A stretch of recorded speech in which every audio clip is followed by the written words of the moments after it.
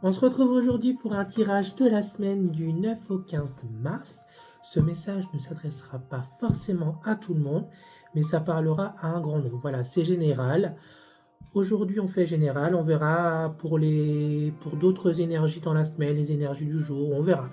Voilà, aujourd'hui, c'est les énergies de la semaine du 9 au 15 mars. Allez, qu'est-ce qu'on a à me dire pour les personnes qui verront cette vidéo, les énergies de la semaine du 9 au 15 mars. Allez, qu'est-ce qu'on a à me dire? Alors, on coupe. Allez. On a une stabilité dans quelque chose. Ouais, vous êtes stable parce que vous avez vécu pas mal de choses. Vous avez dû sacrifier beaucoup de choses. Vous avez porté beaucoup de choses sur votre dos. Il y a beaucoup de culpabilité. Mais on voit que ça s'arrange. Donc ça, c'est la bonne nouvelle. Ensuite, oh, on a une belle opportunité. On a de la chance. C'est pas vendredi 13 cette semaine d'ailleurs. On a de la légèreté, de l'insouciance. On a un contrat.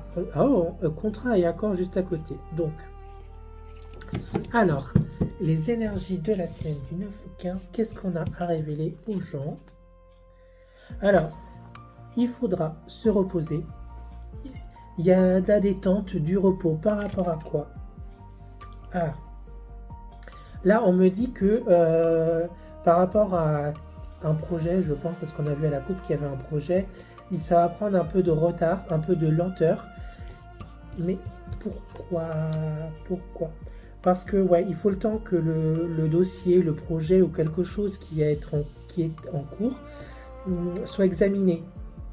Si c'est un projet professionnel, peut-être que ça passe par une notion de justice, de droit ou de quelque chose comme ça. Ça crée beaucoup de stress. Hein. Je comprends que voilà, c'est assez imprévu. Hein. C'était pas prévu que ça se passe comme ça, mais du coup, ouais, je pense que vous appréhendez le fait que ça prenne beaucoup de temps. Vous avez l'impression que ça ne va pas aboutir. En tout cas, pour moi, il y a beaucoup d'imprévus, de stress et de retard. Mais en tout cas, on me dit que c'est fiable. Hein. Il y a quelque chose, il y a une alchimie, il y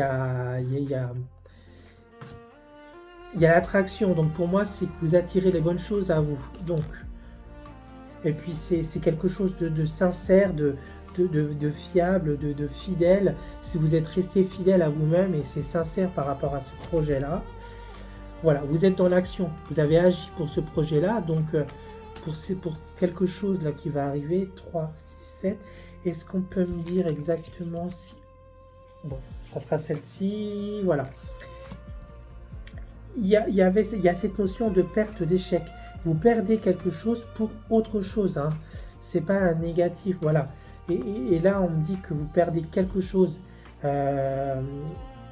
prochainement. Hein, donc à la rapidité, on perd quelque chose pour aller vers quelque chose de mieux. Hein.